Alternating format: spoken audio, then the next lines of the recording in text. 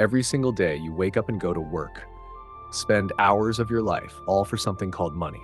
You chase it, stress over it, pay bills with it, and even argue about it. But here's a question. Do you actually know what money is? Not just paper or numbers in your bank account, but the real system behind it? Because if you don't understand money, then money will always control you. But if you do, you can make it work for you. So today, let's break it down simply: what money really is, how it works, and why it might not be what you think. At its core, money is a tool. It's not wealth itself. It's just a way of storing and moving value. Economists say money has three main purposes. It's a medium of exchange, a store of value, and a unit of account. In plain English, it helps us trade without bartering, it allows us to save today and spend tomorrow, and it gives us a standard way to measure worth, like saying a car costs $20,000 and a cup of coffee costs $3. Without money, modern life as we know it wouldn't exist.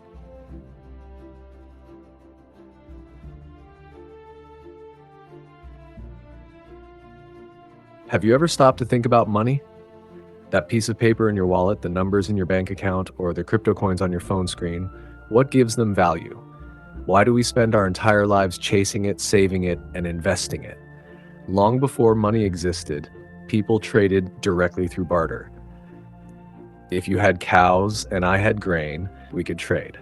But there was a problem. What if I wanted grain, but you didn't want cows? This made trading slow and complicated. To fix this, humans invented a medium of exchange, something everyone agreed had value.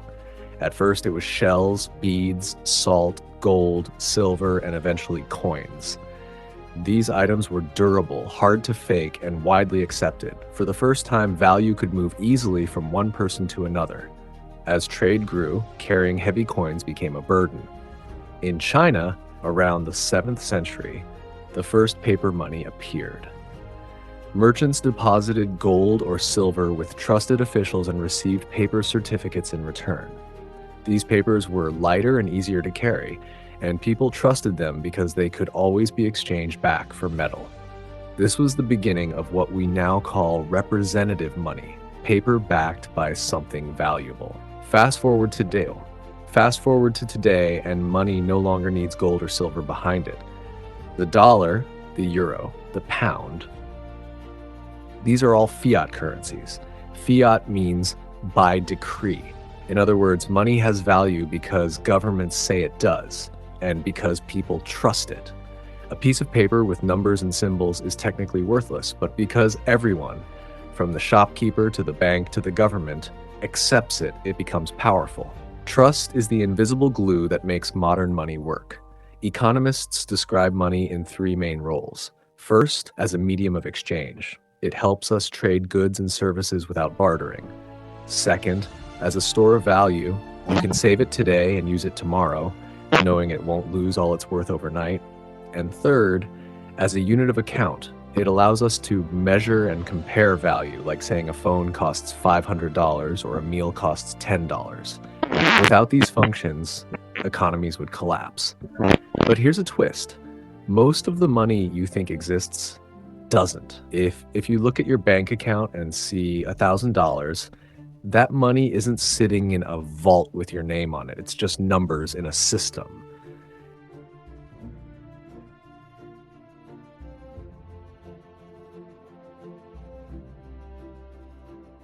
Banks use a process called fractional reserve banking, where they only keep a small fraction of deposits and lend the rest. This means money is being created through loans.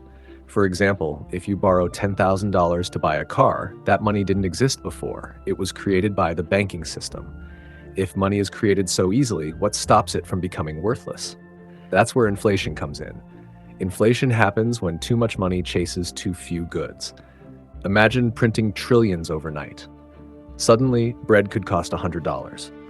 That's why central banks carefully control how much money flows in the economy, using tools like interest rates. In today's world, most money isn't physical, it's digital. We swipe cards, tap phones, and send money online. And now, we have cryptocurrencies like Bitcoin and Ethereum, which don't rely on governments or banks at all. Instead, they use blockchain technology, a system that records transactions in a secure, transparent way. Crypto is challenging our very idea of what money can be. Is it just numbers in a decentralized system? Or will governments always keep control? The debate continues, but money isn't just numbers, it's emotional. It represents security, freedom, status, and even power. Two people can earn the same amount but treat money completely differently. One saves, one spends. One invests, one wastes. Understanding money is also about understanding human behavior. So, how will money work in the future? Will we still carry cash? Or will everything be digital, maybe even fully controlled by central banks through CBDCs, central bank digital currencies? Will crypto replace fiat? Or will we live in a world where money itself becomes invisible, just flowing seamlessly in the background of our daily lives? Money is more than paper, metal, or code. It's trust. It's belief. It's the engine that drives trade, innovation, and society itself.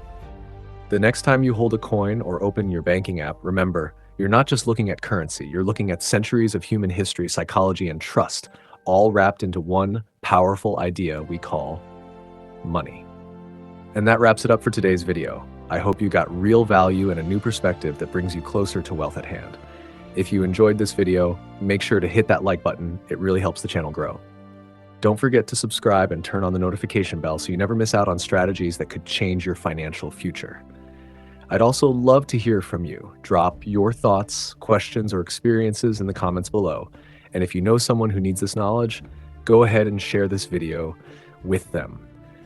This is CEO Kelvin, reminding you that wealth is always at hand when you take the right steps.